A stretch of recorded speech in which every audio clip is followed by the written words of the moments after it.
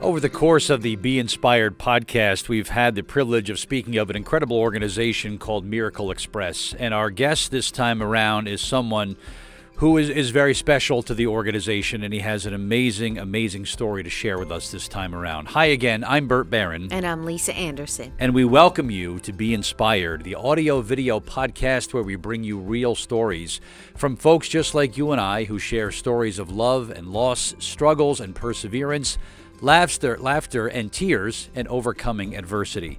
Lee Devalinger is with us here. He's a father of three. He's a widower, and he has been through a lot in his life. And Lee, what an honor it is to have you with us here, and thank you for joining us on Be Inspired. Well, the honor is certainly mine. Thank you for letting me come and be a part of this in front of the camera, not just behind, with so many great people. Lisa and I have worked with Miracle Express over the years, Yep. And when we think about the connection between you and the organization, it's very inspiring to both of us. Oh, it really is. I mean, you're the type not only you want to pay it forward as soon as possible, and for you to be the recipient of it, but then you want to pay it forward right away. And we need more Miracle Expresses. Organizations like that, because it just agree. spreads so much joy. And On occasion, Lisa, we come across the perfect connection between a charity and those who can benefit most from it. But in this particular case, we see a real synergy where Lee is a giver too. Yeah. And I think that's really remarkable. So, incredible. Lee, if you could just give us your story and what led you to Miracle Express and share some of your inspiration. Well, in a nutshell, a very long story, shorthand, November 16th, 2016, what should have been a case of dehydration led to an ER trip that ultimately led to a doctor informing me to call my wife's next of kin, that we were racing against the clock. That led to a good 5 days in a coma, to which, unbeknownst to me, a dialysis nurse was affiliated with Miracle Express and started probing me for questions. Obviously, November, we're talking close to holidays. Sure. Dialysis takes a little bit to do, so she started making chit-chat. And honestly, I hadn't even thought of the holidays.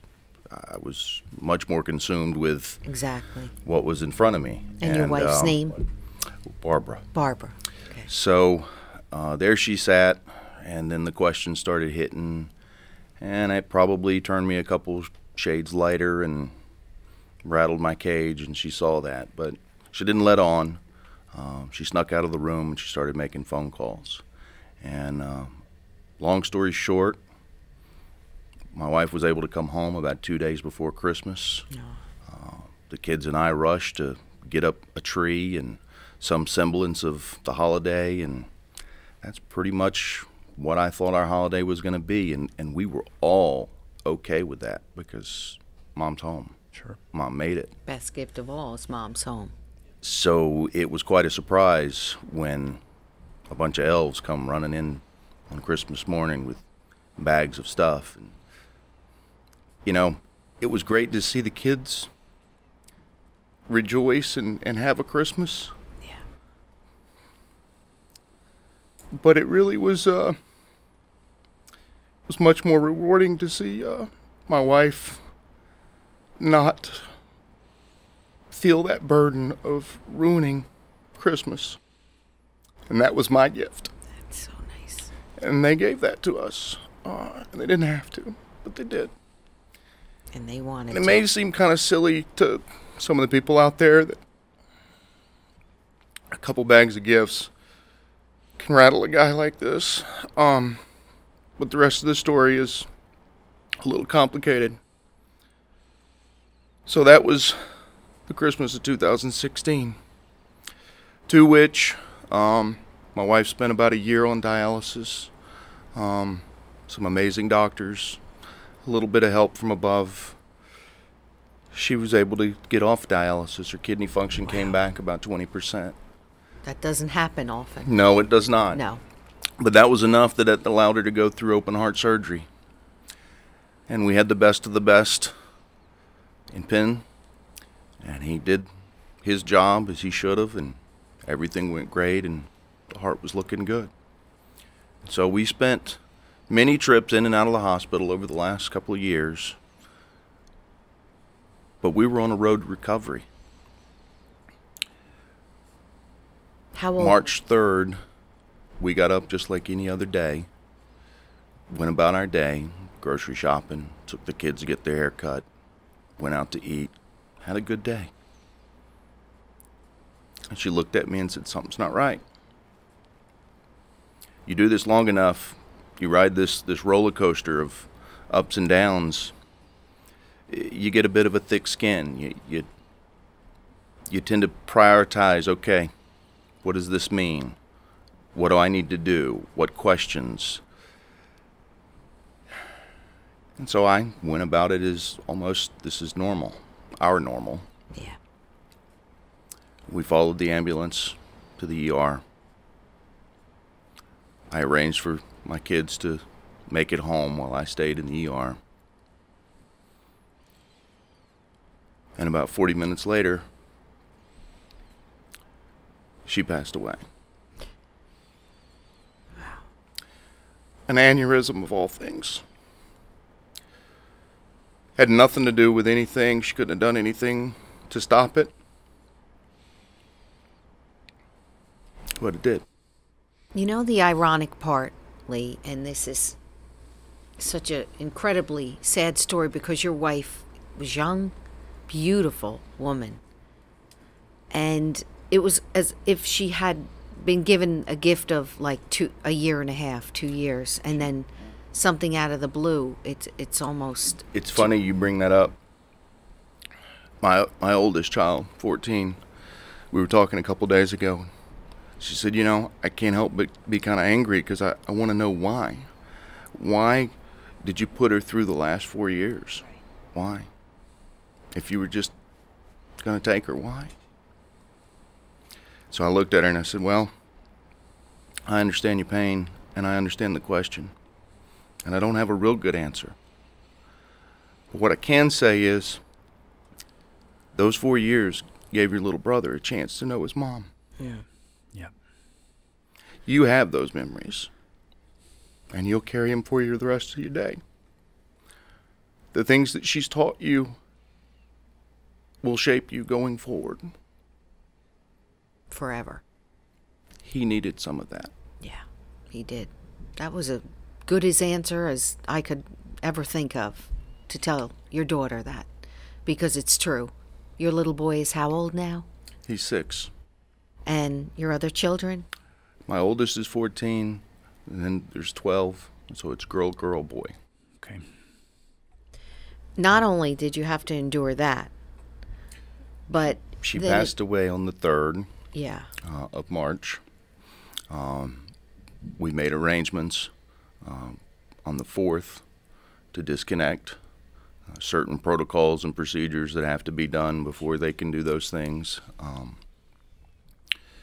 So once that was done, I came home and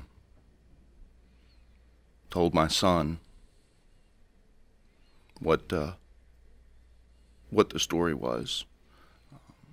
Hardest thing I've ever had done in my life. I ultimately crashed from just being up for 3 days straight, basically, and was woken up in the middle of the night. And as luck would have it, I was having a heart attack. So I drove myself to the hospital, and everyone goes, "Why'd you drive?" Well, when your kids just watched their mother get loaded into the back of an ambulance and not come home, you'll drive yourself too. I can't believe he had the wherewithal to think about that. As if you already didn't have Really? the weight of the world crash upon you, Lee, and change your life forever in an instant. To have that happen to you in such a short period of time afterwards, I can't imagine what your life must have felt like at that moment. And I'm sure the first thing you thought about is, listen, I got to be here for my kids. I'm all they have now. So Right. It's funny that you put it that way. I've told many persons after this that it's harder to get a Big Mac in rush hour than it was to go through the heart attack procedure and everything that happened. They've got it down to such a science. It's crazy. But as I'm sitting in recovery, a couple of hours afterwards, of course, the first couple of questions is, when can I go? When can I go? Well, you got to see the doctor. So I prepped the nurse ahead of time. I said, listen, you got till tomorrow at 12. So any test he wants, anything, any blood work, any scan, tomorrow at 12. Because if he can't prove that I'm going to fall over, I'm going home. yeah, They need me home. yep. He wasn't real happy, but I was home. And the next day I had to put the dog down. My God. 2 weeks after that, the motor in the truck blows. It's just been a roller coaster. I'm not even sure that everyone knows this bit, but I found out about 2 weeks ago that my father has cancer. And about 3 days ago, my uncle, a 3-tour non-vet, 38 years in the Army, is sitting in the hospital with kidney failure. You're certainly not having, I'm certainly ready for 2020. yeah, Yeah. an easy year, for sure. Oh, I forgot to tell you about the second heart attack I had. Oh, gosh. A month and 4 days after the first one. Wow. So, you know, I've watched all the podcasts and seen all your guests. And Thank you. I got to say, it feels really strange Yeah. sitting at this table because I'm not an inspiration. I didn't build a $1 million company. I didn't give back to any charities. I certainly didn't walk to D.C. I certainly haven't accomplished a lot of things that a lot of your guests have. And I haven't beat the odds because I'm still in the trenches. So I guess my statement leads to this. What is the point of me being here? And it's this. I'm not the inspiration. It's you guys and it's people along the way that I've met that have kept me afloat. Because I'm just an average guy. I'm just a regular guy. An okay education. I make okay money, but I live paycheck to paycheck. There's nothing that special about my family, but I could have been crushed by all the things that I've gone through this year. Right. And it's people like you, it's people that help when they don't have to, when they don't need to, when they're not looking for the recognition, they just do it because it's the right thing. And that's why I'm here. I would never use a word like average to describe you, Lee. That's Never. for sure, because what you've been able to do for your family, for yourself, and to just keep moving forward. Really? I don't have the words to inspire it. I'm A lot of help. Yeah, but not an emotional guy, but I'm feeling your story, and the fact that you're a single dad to your 3 children is difficult enough, aside from everything that happened, plus the fact that you're deeply grieving. You probably don't have a whole heck of a lot of time to grieve because of your children and your life and your job, which is kind of tough in itself, not having the time to grieve. But you could see it all over your face and in your eyes that you miss your wife. Of course I do. You wish she was here. She should be here. Of course I do. She was a beautiful, mom to But your children. that's not but inspiring. That you're inspiring for putting both feet on the ground. every I morning. am a single dad now. Yeah. Not by choice, No. but I am. yeah. And I'm going to do the best that I can do. What's inspiring is someone like my father, who adopted me at age 7 as a single male, and it took him 14 years to do it, to be cleared by the state of Georgia, because at that time, no one, male, single, was allowed to be in a room with a child, let alone adopt. Sure. Yeah. Sure. We'll come back on Be Inspired. We'll speak more with Lee Devalinger, and we'll talk more about what Miracle Express has meant to him and his children, and we'll talk about that coming up next.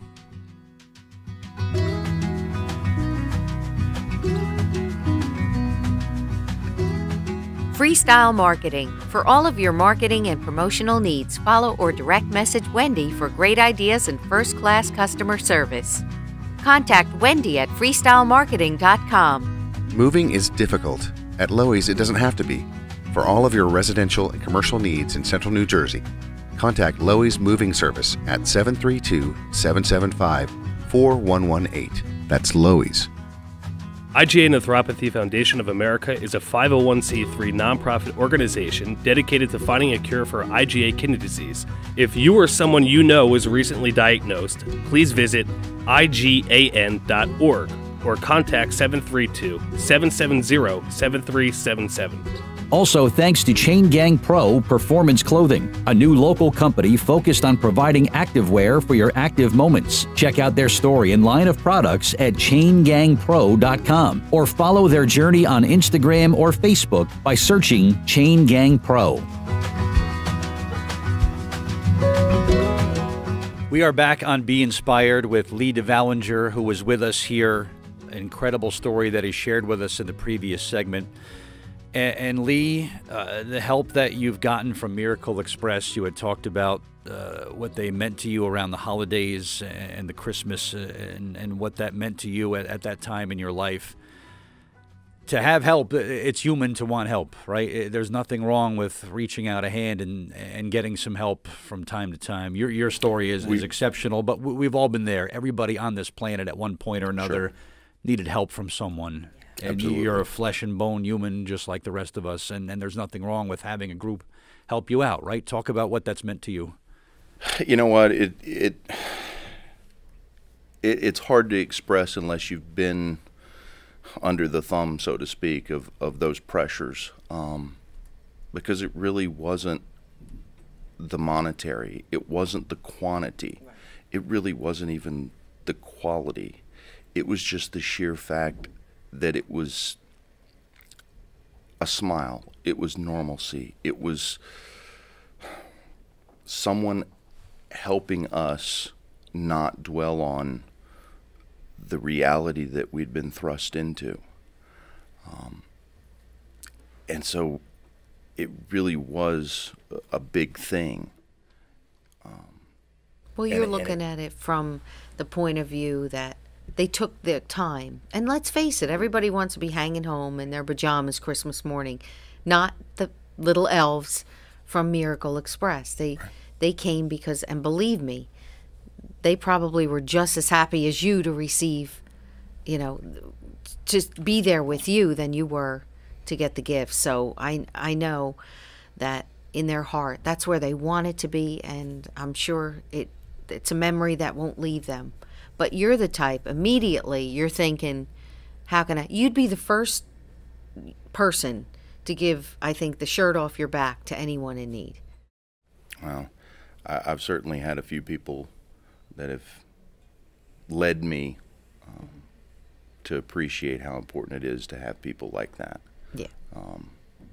From, a long laundry list that I won't get into, but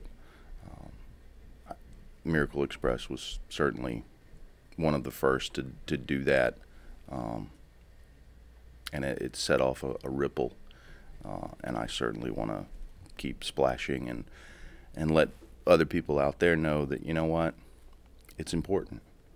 Even if it's small, it's important, because as you guys know firsthand, we've all got stories. Yeah. We've all got them. And there's tough times ahead, regardless of where you're at. And I really wouldn't be treading water if some people hadn't thrown me a lifeline along the way. Yeah. I find giving, Lee, to be very therapeutic. To me, when I give, to me, that's the new getting, and it always has been for me. And to be able to give back to people who are down and have so little and face despair and have gone through tremendous adversity. When I give and when I know I made a difference in someone's life, that's very, very rewarding for me. I can't possibly put a dollar sign on something like that, but to be able to help out others as you received help, talk about what that does for you emotionally, spiritually. It has to enrich your life in some degree.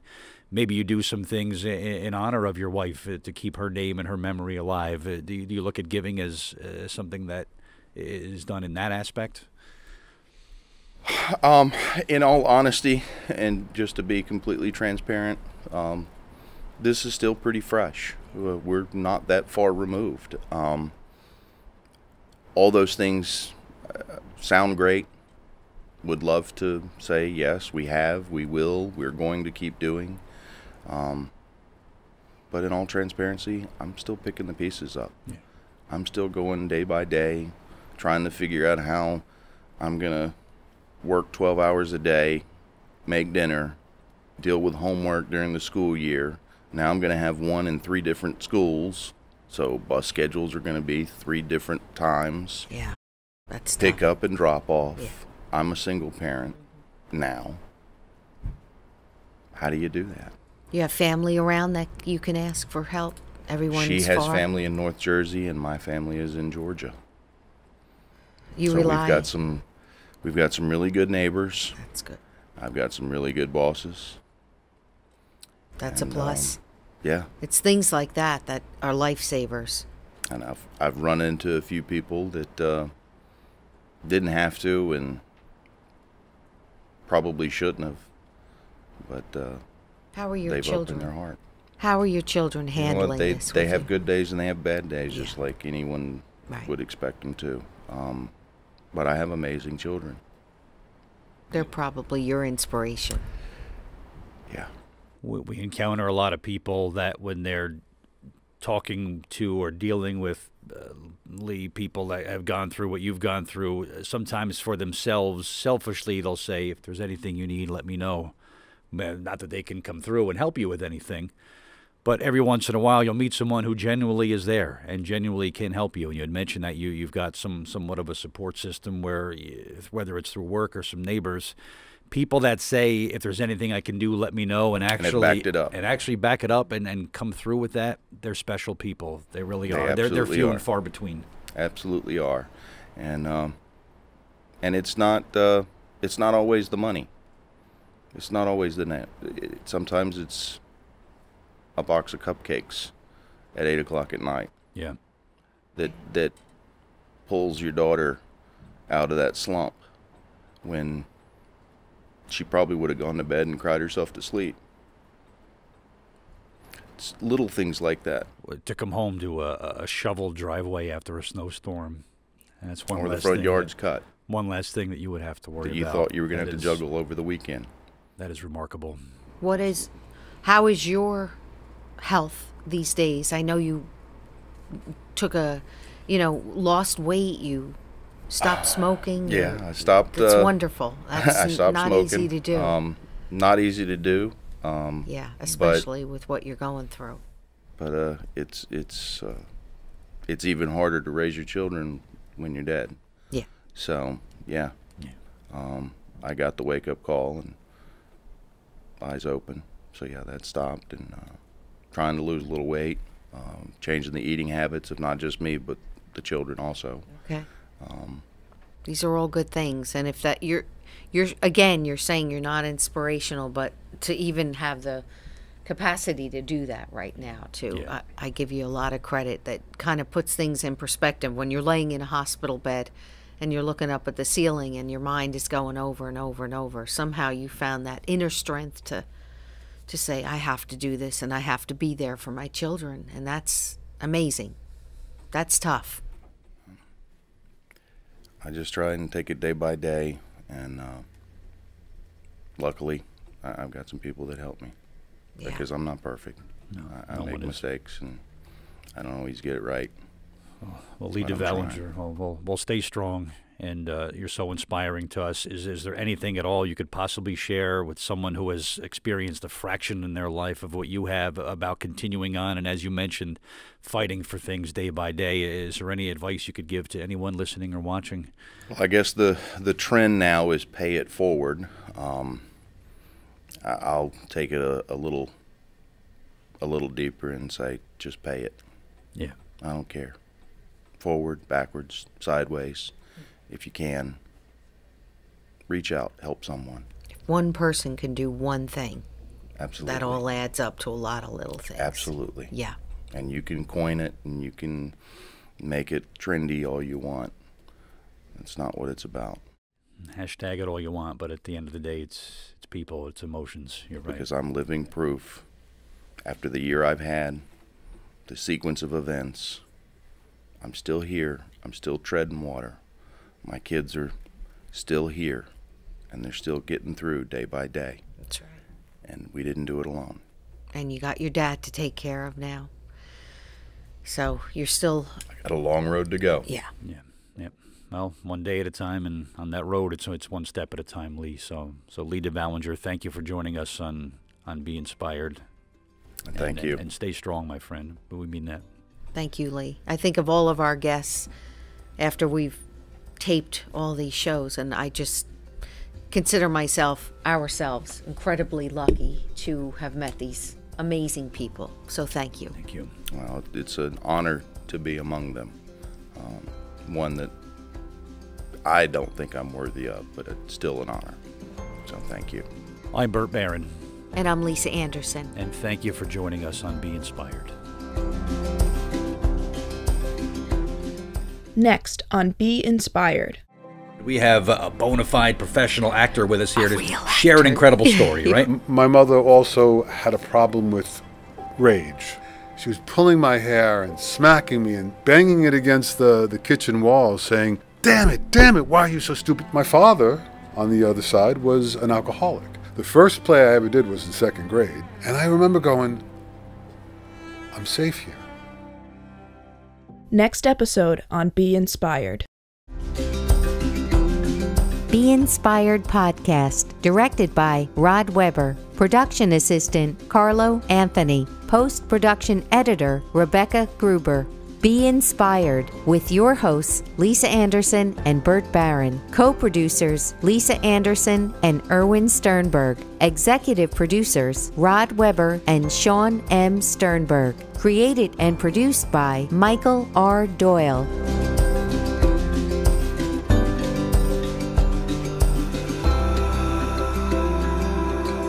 The Be Inspired podcast series is dedicated to the memory of Barbara Devalinger. The guests we bring on to our podcast each and every week are the most inspiring folks. And if something touches you, we urge you to reach out to Be Inspired. We'd love to hear from you. Thanks for listening.